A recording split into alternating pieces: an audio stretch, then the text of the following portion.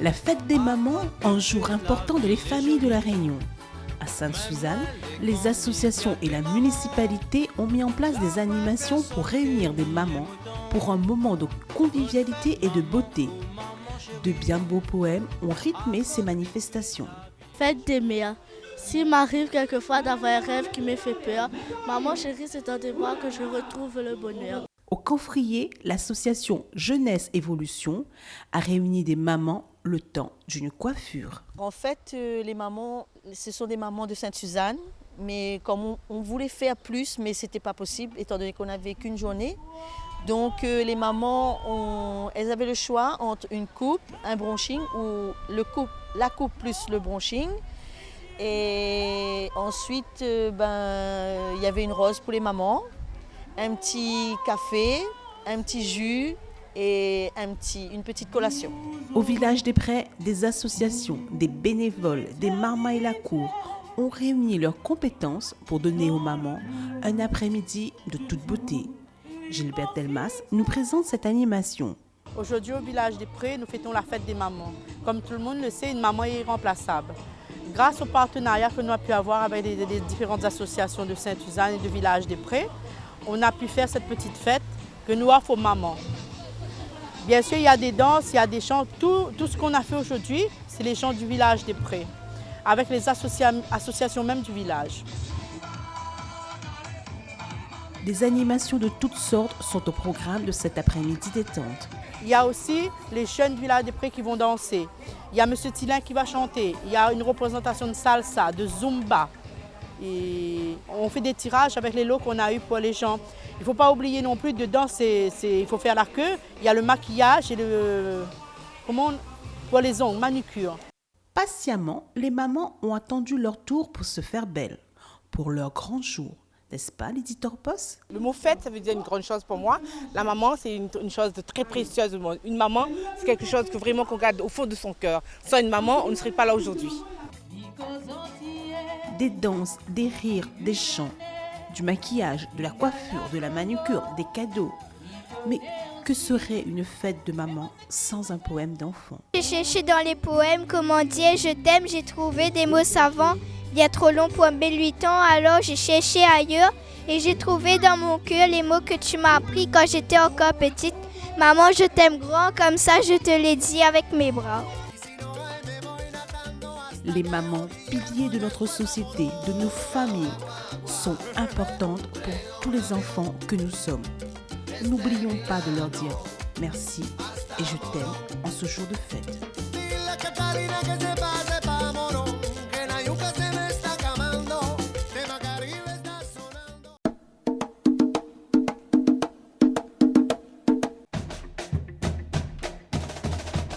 Les voisins font la fête dans les quartiers de Sainte-Suzanne. On traîne le barbecue dehors, on sort les chaises et les tables pour un moment de convivialité jusqu'au bout de la nuit. La commune de Sainte-Suzanne participe à cette manifestation nationale. Aujourd'hui, on perd un peu ses repères de vivre ensemble. Et la municipalité a voulu que cette cohésion sociale se fasse vraiment sur le terrain à travers les organisations des fêtes de voisins. Se rencontrer, se connaître. Dans les immeubles aussi, on se prépare à la fête. Mathieu Orange met les petits plats dans les grands pour accueillir ses résidents. On attend donc un certain nombre de locataires de cette résidence qui, au travers de cette manifestation-là, on va essayer de leur créer du lien, essayer de faire discuter les gens entre eux, faire se rencontrer déjà dans un premier temps les gens entre eux et essayer de faire en sorte que les gens apprennent à se connaître. Et en fait, la finalité de cette manifestation-là, c'est de lutter contre l'isolement des personnes et faire en sorte que dans une résidence comme celle-ci, comme par exemple qui a été livrée il n'y a pas longtemps, les gens aient l'occasion de se rencontrer et de discuter autour d'un petit repas et d'un petit buffet qui va être organisé là tout de suite. Patricia Lachoumana a décidé de réveiller sa cité en mobilisant les habitants autour de cette fête. Mais voyez que la cité, notre cité à nous, tu bouges pas. Tu es endormi alors. Et X années, mais on entend fête des voisins, mais nous, rien. Les habitants et l'association des Camphriers ont installé cette fête dans leur programme de festivités annuelles. Ce moment de partage se déroule en toute convivialité au bas des immeubles. Ce soir fait quand même la 4e fois que nous faisons la fête des voisins. Donc c'était en partie une animation de la cité Les Camfriguiers. Donc avec les voisins, les voisines, les alentours.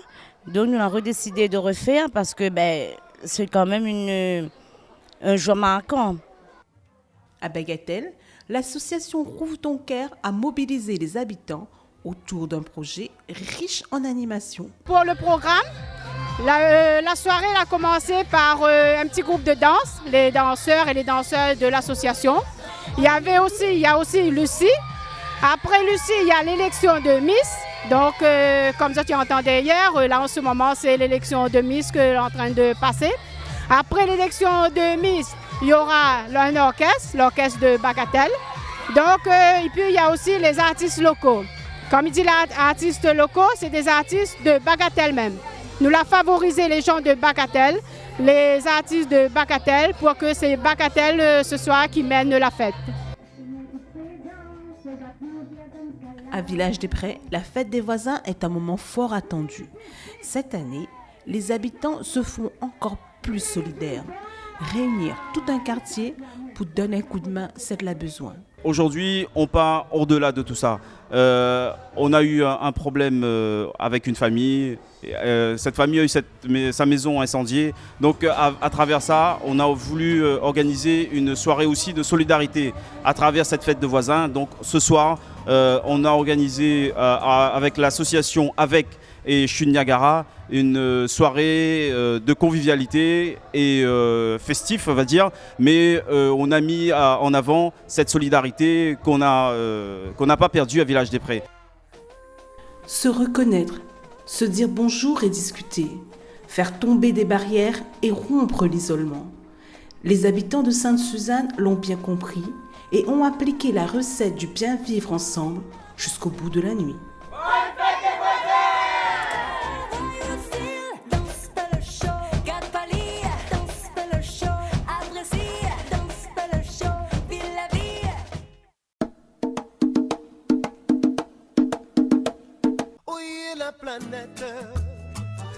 Dans le cadre de la Semaine du développement durable, la ville de Sainte-Suzanne, labellisée Agenda 21 Local France, a organisé une série de manifestations dans la commune afin de sensibiliser les enfants et la population. Patricia Coutandier nous présente la première action qui s'est déroulée au Bocage. Aujourd'hui, c'est la première journée européenne du développement durable à Sainte-Suzanne. Donc, la direction de la vie culturelle et associative de la ville de Sainte-Suzanne a décidé de faire une grande journée d'animation autour du développement durable en réunissant plus de 25 partenaires sur le site du Bocage. Donc, nous accueillons aujourd'hui plus de 300 scolaires autour de stands, des animations participatives, autour bien sûr de la thématique, donc du réchauffement climatique, mais le développement durable, ce n'est pas que la thématique de l'énergie, c'est aussi l'énergie, c'est l'eau, c'est les transports, c'est le sport, c'est la culture et l'agriculture. Donc vraiment, c'est réunir un nombre d'acteurs, de partenaires de tout horizon autour de cette journée pour que chacun puisse apporter dans son activité quotidienne la déclinaison du développement durable dans leur dynamique. Le service animation présente des ateliers jeux sur le site du Bocage. Le développement durable, c'est toute l'année pour Idriss Lekurg et son équipe. Le service animation s'engage vraiment au niveau des actions qu'ils mettent tout le long de l'année pour préserver aussi autour du développement durable aussi et pour préserver l'environnement. Comme les différentes activités que nous mettons en place, c'est toujours fait avec du matériel de récupération. Et quand nous mettons en place un atelier, par exemple, un atelier sur les plantations, c'est pareil, nous veillons tout ce qui est traditionnel.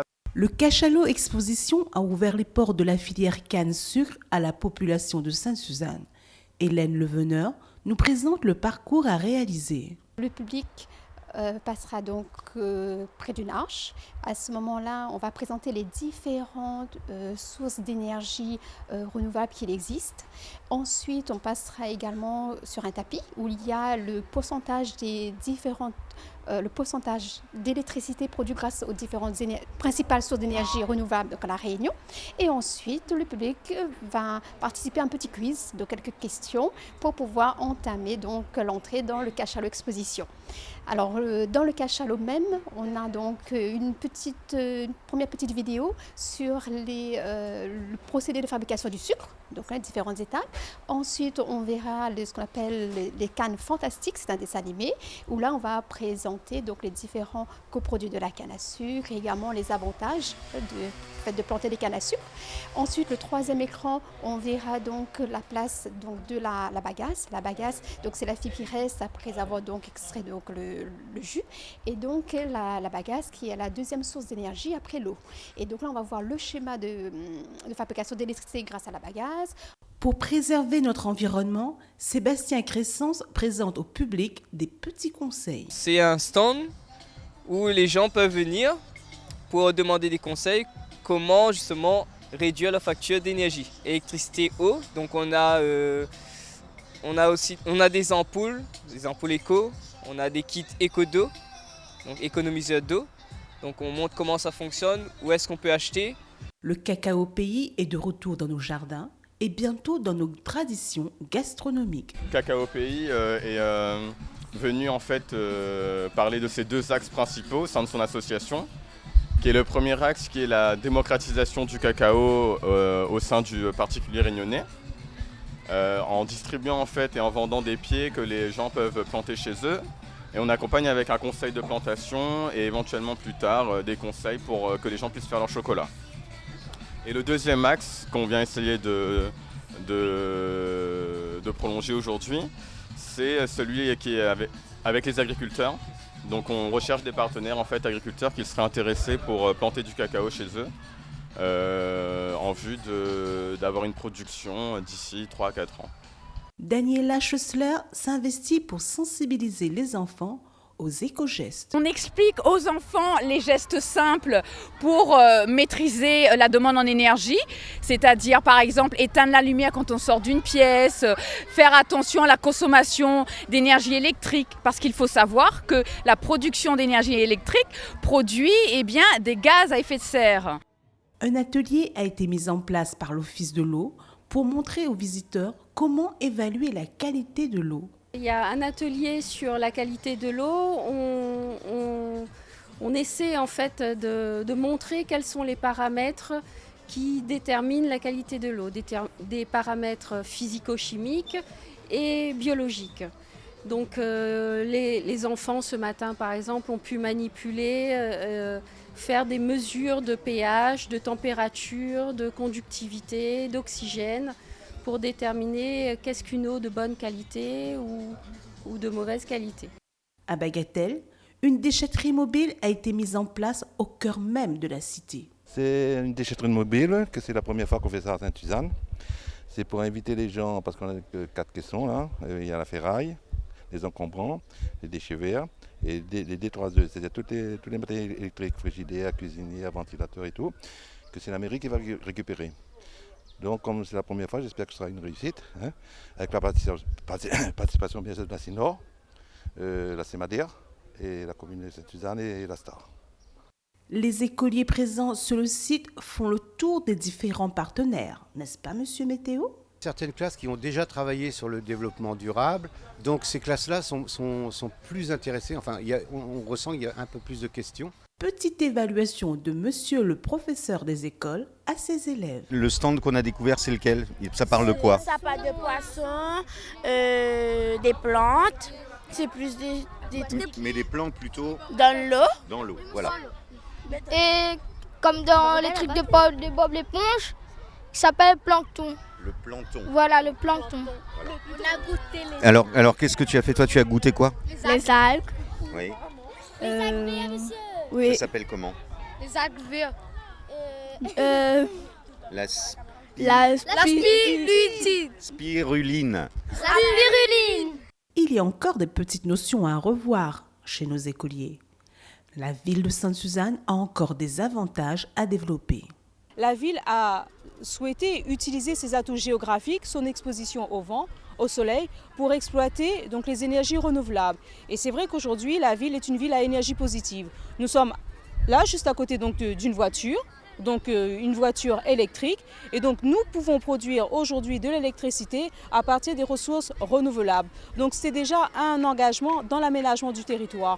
Comment justement utiliser les potentialités de la planète pour répondre à nos besoins immédiats sans pour autant compromettre les besoins des générations futures.